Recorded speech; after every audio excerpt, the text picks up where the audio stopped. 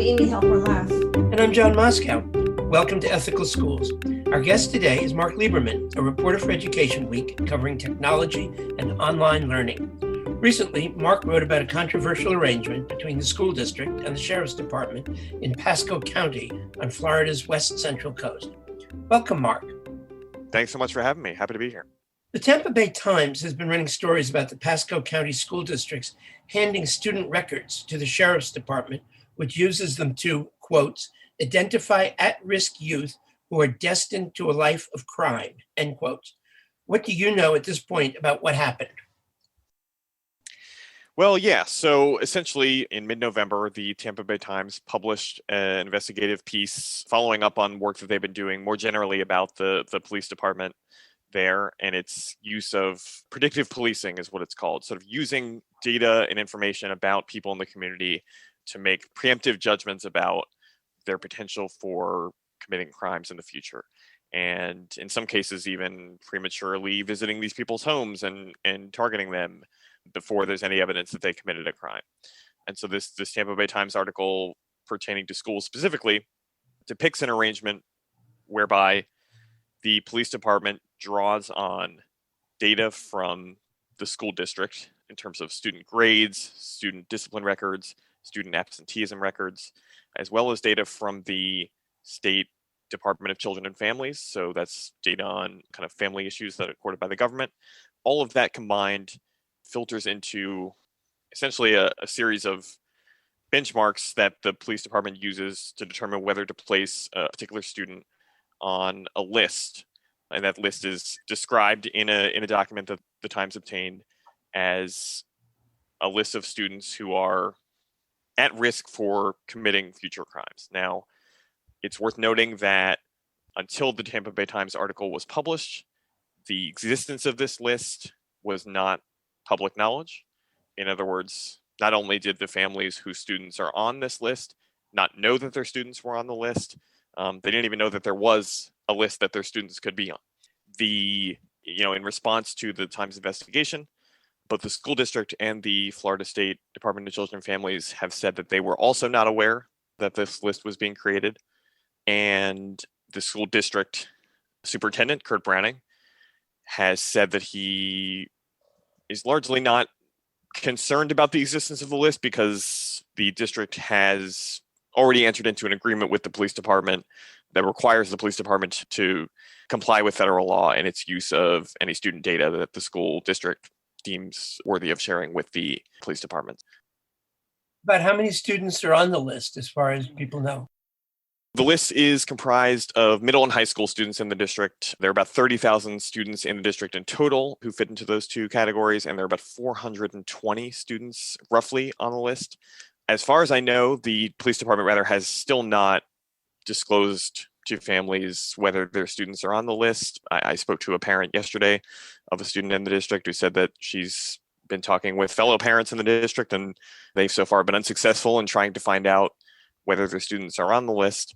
But yeah, so it's about a little over 400 students. It's also not totally clear how long the list has existed, whether the list may have had more or fewer students at previous points.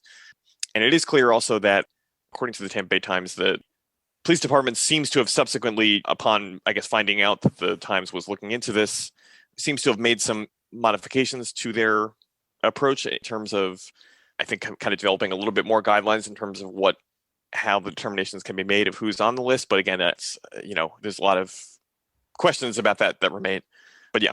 You mentioned very briefly some of the criteria, but could you describe them a little more as far as people know? What are the criteria or the algorithm or whatever they use to determine who should be on this list? Absolutely. Yeah, there are quite a few. I mean, some of the most striking ones that have been highlighted in the news coverage of this, including my own report, if a student has one D or F grade in a class, they can be placed on the list. If they've been absent more than 3 times in a quarter, they can be placed on the list. They've been sent to the office with a disciplinary referral once in a quarter or 3 times in a year, they can be placed on the list. And there are numerous other factors as well in terms of, if they've ever been arrested, if they have a history of running away, if they have ever been convicted of a crime, if they've ever been involved in a custody dispute between two parents. There's, I think, 16 different metrics that the Tampa Bay Times uncovered in terms of ways that students can end up on the list. And my understanding is that a student need only meet one of those metrics in order to be placed on the list. And what are the possible consequences for students of being on the list? Well, there are numerous. I mean, obviously, the first and probably the most pressing in a sort of short-term context is the very legitimate concern that there may be students on this list. In fact, there are almost certainly students on this list who have not done anything wrong. And there's a concern that by putting them on a list that sort of attaches them to the potential for criminality, that they may be disproportionately or unfairly harassed or targeted or scrutinized by law enforcement officials, both who work within the school as well as who work in the community. You know, there are also kind of longer term concerns about the possibility that students who are on this list may struggle afterwards to obtain job opportunities or admission to college if their placement on this list becomes known to those institutions. And there's also a concern that one privacy advocate raised to me, that the existence of a list like this and the secretive nature of it is one factor that sort of leads to general kind of mistrust between the student community and the adults working within the school system. And that, in theory, could lead to a situation in which a crime does take place on school grounds or involving school constituents. And there may be a reluctance on the part of students to, you know, if they suspect that they may have been placed on a list for something that they not necessarily a fault of theirs, reluctance to share information about what took place, and sort of a breakdown in trust between the adults and the students that could have consequences that sort of ripple out. Because nobody in the public has had access to the list of names, we don't know, for example, the ethnic and racial breakdown of the students on the list. But I think you mentioned when we were talking earlier that this came out in the context of the Tampa Bay Times doing a series of articles on the police, in part following up on the movements for racial justice over the summer after George Floyd's murder. So it seems to me, at any rate, that it would be pretty reasonable to assume that there could well be racial disparities on this list, and that Black and Latino students might be particularly targeted to be on this list. Do you have any sense of that at all? Nothing more than speculation. I mean, it certainly is reasonable to assume, based on, I think, the patterns that have been uncovered by the Tampa Bay Times with this police department in particular, as well as the broader trends that the racial justice movements this summer kind of highlighted in terms of longstanding disparities in the treatment of people of different races by the police and by law enforcement officials and institutions. I think certainly a major concern, in the absence of more specific information about even the racial demographics of the students who are on the list, I think there is considerable reason to wonder about that. And I think that advocates who have weighed in on this have raised that as one of many concerns they have about how this has been administered and sort of what potential negative consequences it could have. Now that the list has been exposed, or the existence of the list, what's happened in response? Absolutely. Well, I mean, I think the first thing to note is there are several different potential areas of concern related to the existence of the list. I mean, one is the obvious, what we kind of already touched on in terms of the possibility for racial bias, for disproportionate harassment and targeting by police of students who, you know, have not yet committed a crime. You know, there's evidence that suggests that over police communities, in fact, also tend to be communities that have more crime, and there's sort of a correlation there. There's also a legitimate concern that a lot of advocates have raised about the possibility that the use of student data in the creation of this list was itself a violation of federal privacy law. So, you know, the United States does not have a blanket data privacy law, unlike many other countries, but it does have a law, the Federal Educational Rights and Privacy Act, FERPA, that puts some guardrails on the use of student data and educational records, and provides parents and families with some agency in knowing how their students' data is being used and being able to weigh in on that, or even withhold it if they so choose. The experts I've talked to have said that, at least based on the appearance of this program, it's clear that the use of student data on the part of the police department here is going beyond what could be described as an educational use. There are some permissions in the law for law enforcement to enter into agreements with school districts to use student data, but only in very targeted, very specific cases. If there is an imminent threat to the community, a threat of violence or a threat to public health, if a judge weighs in on, requests data on a particular student after a particular crime has been committed. But the sort of blanket use of students' private information here, especially without the parents' consent or even knowledge, has raised very serious concerns about violation of federal privacy law. Now, just this past week, the U.S. House Education Committee Chair, Bobby Scott, representative from Virginia, wrote a 3-page letter to the United States Department of Education calling for an investigation into the existence of the list and implications in terms of student privacy. I've talked to some experts who have said that investigations like this often tend to take a very long time, often tend to be fairly untransparent in terms of the public's ability to understand what's proceeding and what's being done, and usually result in the department encouraging the district to comply with its recommendations and warning that if it doesn't, there will be more severe consequences, the most severe of which would be for the department to revoke some or all of the district's federal funding. I don't believe that this has ever happened with the privacy case, so it seems fairly unlikely it would happen here, but that is something that has been raised as a concern or something that warrants further investigation. There's also been a significant and fairly predictable, I suppose, outcry from the community. The Parent-Teacher Association has weighed in, subsequent meeting between the school community and the school administrators. I've talked to a couple parents who have said that they're, like I said, trying to find out if their students are on the list. I talked to one parent who said that she has a friend whose son has really been struggling during remote learning during the pandemic, and normally is a high academic achiever, but has really fallen behind on his classes because of internet access issues and just kind of general fatigue with screen time and all of that. And that person is worried my student gets a bad grade because of these unusual circumstances, on top of the challenge that already presents for the family and the stress and the frustration.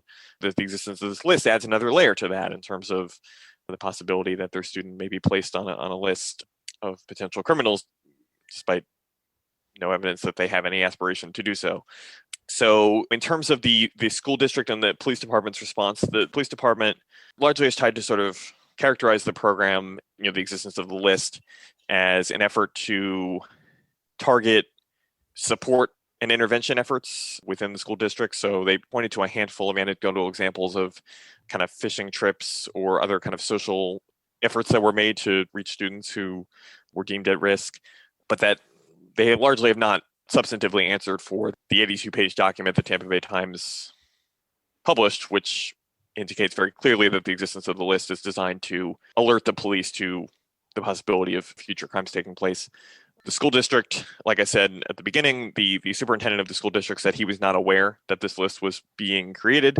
So far, he has said that he is not especially concerned about it. I think I mentioned because the district does have an agreement with the police department that I reviewed that allows for data to be shared and requires that the police department comply with federal privacy law. And thus far, there hasn't been much substantive comment from anyone in the administration that I've seen, at least, reacting to the possibility that the law may have been broken and that students may have been improperly targeted. So this very much remains an ongoing situation, I think. I mean, I would be surprised if the parent or community outcry just goes away. And obviously, there are federal lawmakers who are paying attention to it, at least to one extent or the other. So it's certainly possible there will be more developments, but that's kind of the gist of what's taken place so far.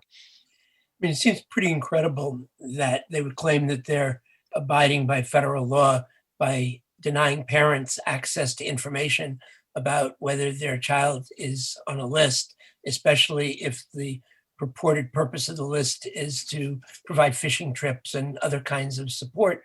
But I just wanted to go back and make clear that the language that we were talking about earlier is language, as I understand it, from the police department, where they say to identify at-risk youth who are destined to a life of crime. That seems like particularly striking language. Absolutely. And I mean, I think it's telling that the privacy advocates who have been asked to weigh in on this, both in my reporting and in the Tampa Bay Times reporting, which kicked this all off, they've been pretty clear that what they've seen in this case is remarkable and kind of beyond what they are used to seeing in terms of concerns about federal privacy law being violated or skirted or misunderstood. One privacy expert told, I asked her, is it possible that this is a widespread practice that we just don't know about and that families all around the country should be concerned? And from her expert perspective, she told me she doesn't think this is something that is taking place everywhere. But at the same time, I do think it is an important reminder that there is a lot we don't know about how data is being used, where it's being shared, and for what purpose. And there are very high stakes to that. And I think this story, extreme as it may be in terms of other cases that have cropped up in the past, does really highlight the urgency and the potential risk to students of data being shared or used potentially improperly. What are some of the ethical questions that this list raises for teachers?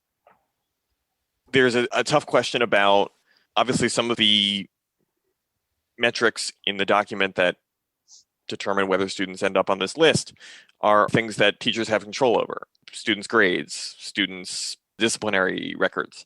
We also know there's abundant research, particularly in the case of discipline, that suggests that there is widespread racial bias in terms of how discipline is administered within schools by teachers and school staff, that disproportionately targets Black students, other students of color. And beyond that, the existence of a list like this, when you understand that giving your student a D, which is meant to be a marker of academic progress or lack thereof, could lead to them being put on a list that identifies them as a future criminal. I think there is a real concern that the existence of the list puts teachers in a difficult bind there, and there's sort of no easy answer. I mean, obviously, you wouldn't want a teacher to be massaging the grades to lower their own standards in terms of academic performance or whatever, but at the same time, you don't want to think that a teacher's work in the classroom ought to be influenced by the possibility of those grades being used for a purpose well beyond their actual meaning. I mean, it's an angle that I really have not explored in great detail yet, and I think it is kind of important. And again, we don't know whether this list will continue to exist or in what form or to what extent.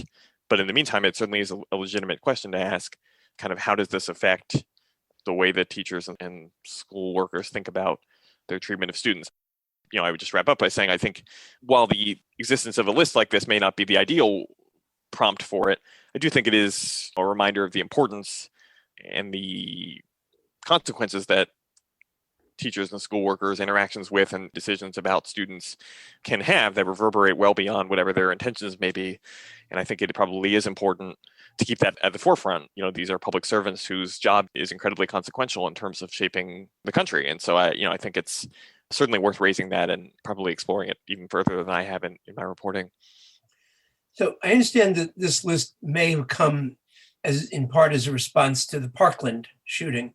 The Secret Service has said that the best protection against school shootings is the development of an atmosphere of trust among students and staff in a school. You referred to this briefly before, but you talk a little bit about what impact you think this list, has on the development of trust within a school? Well, absolutely. I'm glad you raised that, because not just in this instance, but in many cases, the horrific and high-profile school shootings of the last decade, whether it's Parkland in Florida or Newtown in Connecticut, have really prompted significant and concerted efforts on the part of school districts to figure out ways to prevent further incidents like this. And one of the ways they've turned to doing that is with the use of technology, and we can maybe talk about that later. Things like facial recognition that have been very controversial and similar to what you just talked about are not necessarily deemed the most effective ways to prevent future violence in the school. But similarly, yes, I mean, this is a case where the police department has cited the Parkland shooting as evidence of the importance of a program like this. And I think there is a real legitimate concern among people who work in schools, particularly in an area not far from where one of these really high profile incidents happened, that, when something like that does happen, there's a very understandable human instinct to find ways to prevent that and to turn to quick solutions to those problems.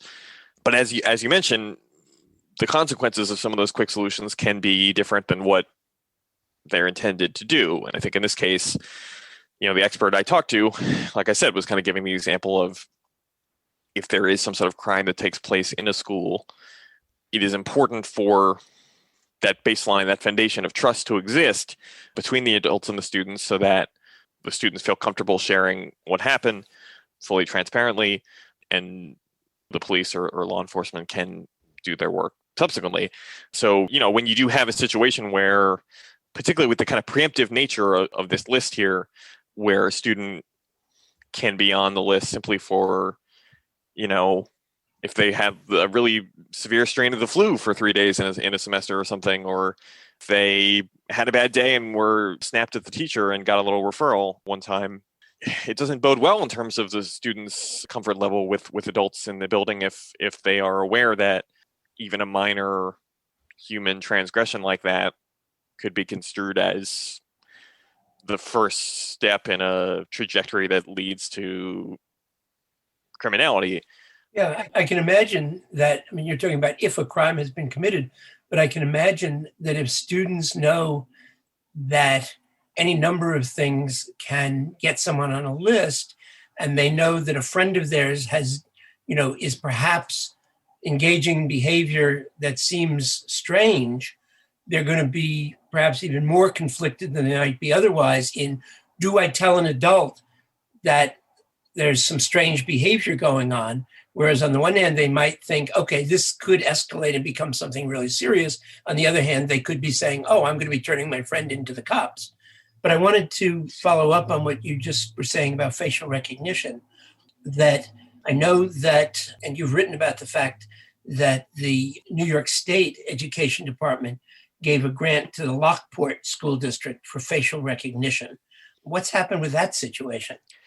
Absolutely. So, like I said, that was an instance where following the fatal shooting of students in Newtown, Connecticut in 2012, the district began, Lockport District in New York began considering security measures it could take to prevent something like that happening there.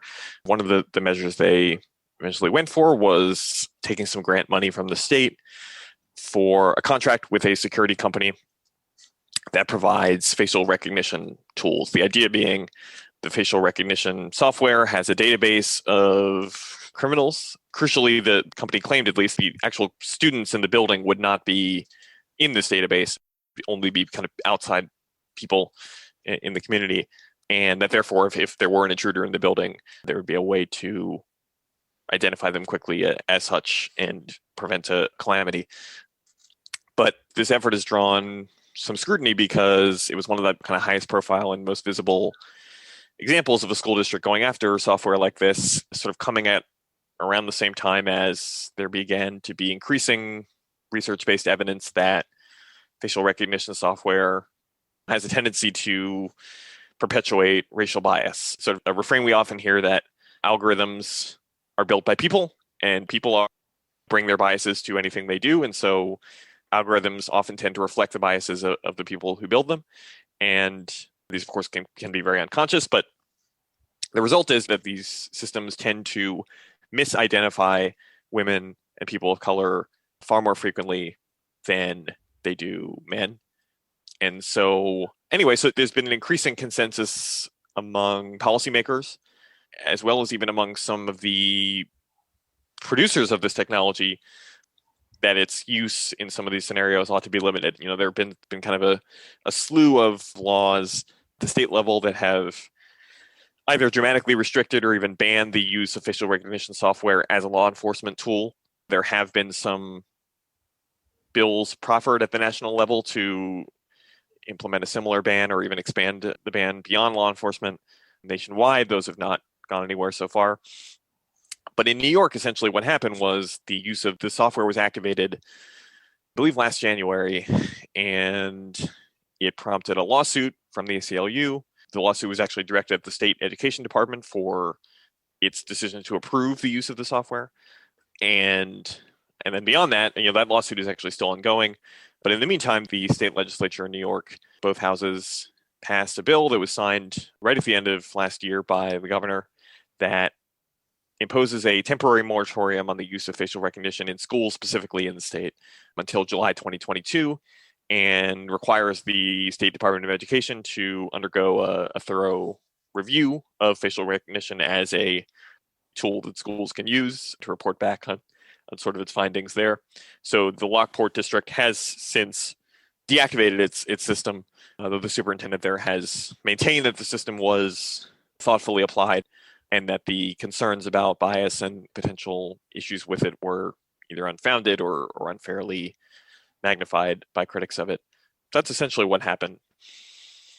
During the pandemic, a lot of students are learning remotely. What are the concerns about collection of data from Zoom and some of these other video conferencing platforms? Absolutely. A lot of them, I think, those concerns are still concretizing in terms of exactly what the issues are, because as with everything related to the shift to remote learning that took place for basically all schools around the country in March, it was incredibly abrupt. There was not a lot of time to prepare, and there was an urgent need to replace the in-person learning experience with something. And many schools, not all, but many schools around the country had probably not done as much work in advance planning on that kind of contingency as they could have. And that's a consequence, I think, of resources, staffing, as much as the will or desire. But regardless, the situation was that many schools entered into, either started using technology tools they hadn't previously used, or quickly entered into contracts with new technology providers. And in some cases may have done so at the expense of thoughtfully developing a contract or thoughtfully asking all of the questions that ought to be asked in terms of how the data will be used, what it will be used for, whether it will comply with federal privacy laws and all of that. It was particularly tough to manage this early on in the pandemic when you had situations. I remember talking to someone who worked in a district who was telling me she was a technology officer for a district in Virginia. And she told me that the district had a contract laid out with one of the video conference providers. I forget which one it was, but they had a situation where some of their teachers kind of in their personal life had already started using a different one and were comfortable with it. I think that one was Zoom. And so some of the teachers kind of ad hoc, just on their own, started using it. And that raised some red flags in terms of the version they were using may not have had adequate protections in place to ensure that students' data was being kept safe. Now, I mean, the specifics of kind of the concerns about, like I said, I think are still unfolding. I mean, there were concerns early on that LinkedIn profiles attached to the Zoom platform were providing people with information about their people they were communicating with without the opposite party's knowledge. There were certainly concerns about unwanted visitors to video conference rooms, concerns that were significant enough for the FBI to weigh in on several occasions about that. I believe there were also concerns early on, more so, but perhaps still, about the possibility that some of these recorded meetings that were taking place in the school context could end up published online somewhere, accessible to the public, putting students' data at risk. And beyond that, I mean, these technologies, particularly video conference technologies, really opened up a lot of questions about kind of the ethics and the legal concerns about, should students have their cameras on?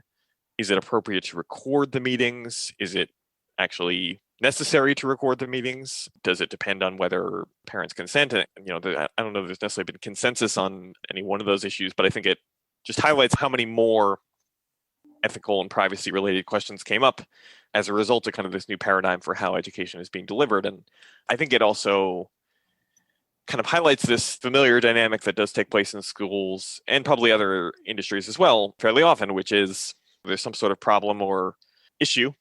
And again, partially because of a lack of resources or a lack of support from institutions that could provide assistance, there may be a tendency sometimes to kind of overinvest in technology solutions, maybe at the expense, in some cases, of vetting those programs, of minimizing the number of programs that are being invested in. I spoke to numerous experts who were saying people are very concerned about privacy, saying it's always better for a school district to kind of focus on a small number of technology platforms that it's using, both for the ease and convenience of use for the students and their families, but also because kind of the fewer different platforms you have flying around and the fewer different accounts students are making and teachers are making, and the less information that's kind of flying around, the less you have to worry about sort of that information ending up in the wrong hands or being used for the wrong purposes. So following up on that, is cybersecurity an issue for schools?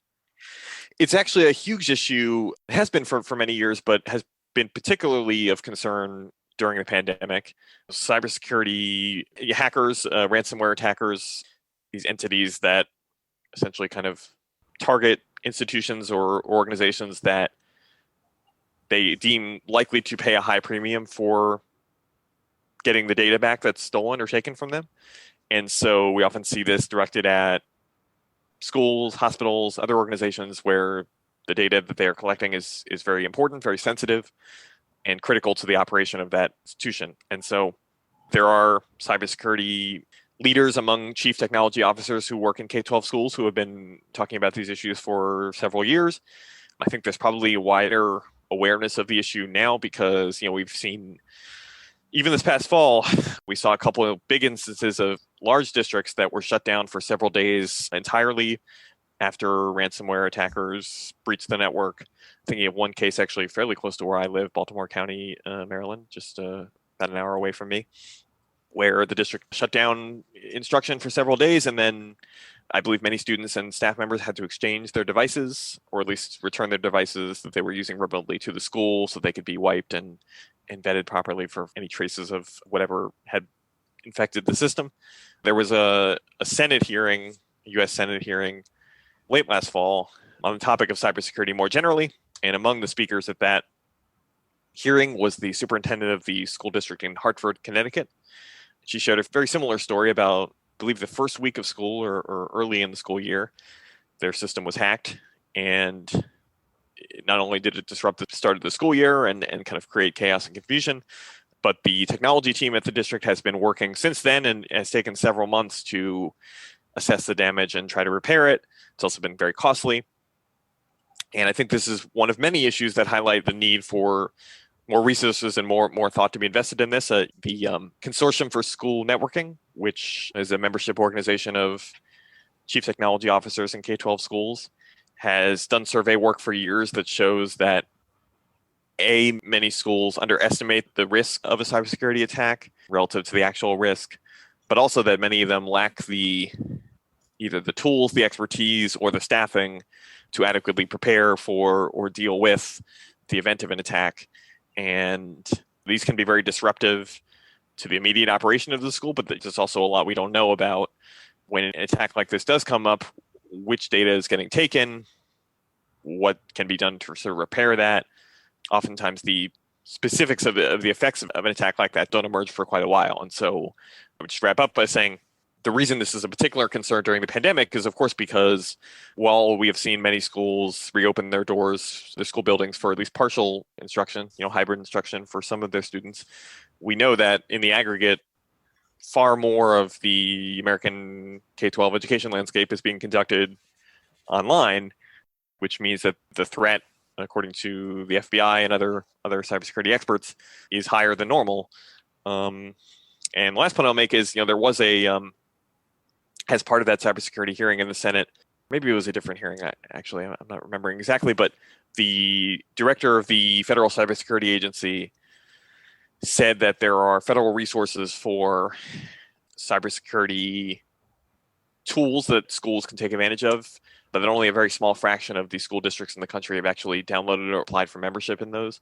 And I think that was really striking to me and really underscored this is a very complex issue.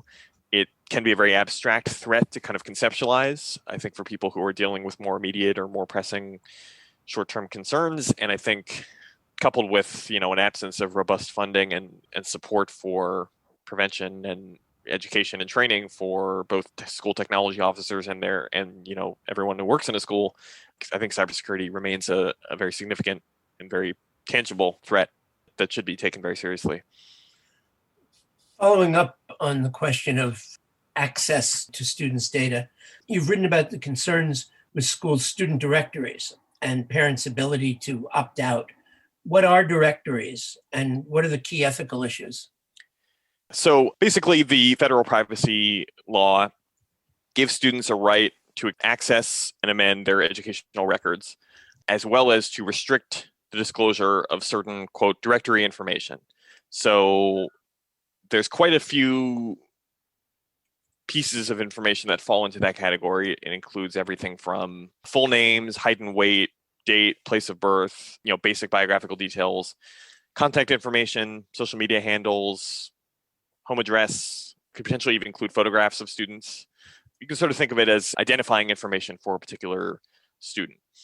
Now, one of the criticisms among privacy advocates of FERPA, the federal privacy law, is that it does not take into account the widespread availability of information on the internet and the ability for all of that information I just described to be quickly scraped into a database and sold to companies without the student or parents' knowledge. This law was originally written in 1974, and I think there's a robust argument to be made that a lot of the modern concerns about how data can be shared and misused are not reflected in the law. But regardless, FERPA does permit students and parents to request that schools refrain from publicly disclosing any of that directory information, and it requires schools to offer families that opportunity proactively at the beginning of the school year. However, for some of the same reasons I talked about with why cybersecurity might be marginalized in terms of how many resources are devoted to it, this report from the World Privacy Forum earlier this year found that more than 60% of the schools that surveyed don't publish an opt-out form for that directory information in a way that's online and easily accessible to the public. Only slightly more than half of schools posted that notice online at all. A lot of parents are given only 1 to 2 months per year on average to decide whether to opt out of that data being shared or used, which is far less time than post-secondary colleges tend to give. They tend to give the opportunity to opt out lasts all year round. The report even shared that some of the opt-out forms that schools are using, providing to parents to give them the option, sort of are written in such a way that it sort of hints that parents should not take the privacy steps that they're being offered to take. It's impossible to know whether that's intentional or just something that in the crafting of the language that's not precise. But I mean, all of this sort of reflects, I think, kind of keep coming back to it, all of what I just described really does highlight the issue I just talked about, which is privacy laws in particular are quite complex and require a lot of intentional planning and infrastructure to execute and abide by thoroughly and successfully. And this report found in particular that rural schools are more likely to be among the schools that are not offering these opt-out possibilities, to the extent they should be. And I think a lot of what that reflects is, once again, that privacy is often not deemed among the obligations of a school district that warrant robust funding and resources. And I think we see that playing out in this situation in terms of the disparities in transparency to families about their options. You can imagine, especially during the pandemic, but just in general, the complexities of this privacy law that I'm laying out here are not something families are going to be proactively expecting. And I think schools really do have an obligation to be providing this to families in as clear and accessible language as possible, and as well as in multiple languages, in all of the languages that are spoken by students and families in their respective districts. And so, once again, I think it really highlights the importance of a bigger focus on these issues because they do have very tangible consequences and stakes. Thank you, Mark Lieberman of Education Week. Thank you for having me. And thank you, listeners. If you enjoyed this podcast, please share it with a friend or colleague. Subscribe wherever you get your podcasts and give us a rating or review. This helps others to find the show. Check out our website, ethicalschools.org, for more episodes and articles, and subscribe to our monthly emails. We post annotated transcripts of our interviews to make them easy to use in workshops or classes. We work with consultants to offer customized SEL programs with a focus on ethics for schools and youth programs in the New York City area. Contact us at hosts@ethicalschools.org. We're on Facebook, Instagram, and Twitter at Ethical Schools. Our editor and social media manager is Amanda Denchi. Until next week.